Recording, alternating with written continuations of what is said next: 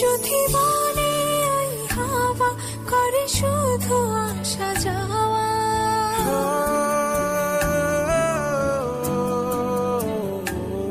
যদি বনে ওই হাওয়া করে শুধু আসা যাওয়া, হাই হাই রে দিন যায় রে ভরে আধারে ভুবন, কাছে যাব কবে পাবো ওগো তোমার নিমন্ত্রণ।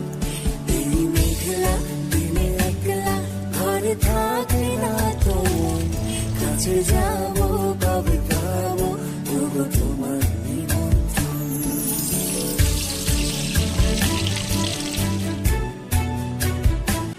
হ্যাঁ, এই কষানোর বিষয়টা যখন এলো তখন আমার মাথায় একটা কথা এলো, বিয়ে। বিয়ে এমন একটা জিনিস, তুমি অ্যারেঞ্জ ম্যারেজ করো কিংবা লাভ ম্যারেজ, জীবনটা এরকম ঠিক থ্যাদলানো আর কষানোর মতো হয়ে যায়।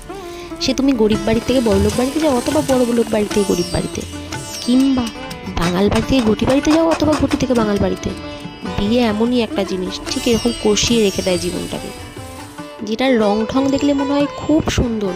এটা দেখে আবার তোমরা ভেবে বসো না আমি বোধহয় জীবনে খুব অসুখী। আমি জীবনে সুখী আছি, কিন্তু বাস্তবে মায়ের কথাগুলো মনে পড়ে, যখন মা ছোটোবেলায় বলতো মন দিয়ে পড়াশোনাটা কর, এই জীবনটা আর ফিরে পাবি না। কিন্তু জীবনটা পুরো ভাজা ভাজা হয়ে যায়। হ্যাঁ, এই ভাজা থেকে আবার কথা এলো, ইলিশ মাছ ভাজার যে তেলটা থাকে, এই তেলটা না আমার থালা থেকে একদম ধুয়ে ফেলতে ইচ্ছা করছিল না, তাই দুটো শুকনো ভাত মাখিয়ে নুন দিয়ে খেতে শুরু করলাম। এটার যে কী স্বাদ সেটার বলার মতো নয়। কোনো তরকারি মাছ মাংস কিচ্ছু লাগবে না, শুধু এই তেল দিয়েই ভাতটা খাওয়া যাবে। আচ্ছা, কচু শাকটা যখন রান্না হয়ে গেল একটু নিয়ে টেস্ট করে বলি তোমাদেরকে কেমন হয়েছে। খেলাম, খাওয়ার পর বলছি বাঙালরা যে ঘাস ভুষা খায় বলে না লোকেরা, সত্যি খেতে কিন্তু স্বাদ আছে ভাই, তাই খায়। খুব সুন্দর খেতে হয়েছিল, কোনো রকমভাবে গলায়ও চুলকায়নি, পুরো অমৃত। তোমরা একবার ট্রাই করে দেখতে পারো বাড়িতে, খুব সুন্দর হয়।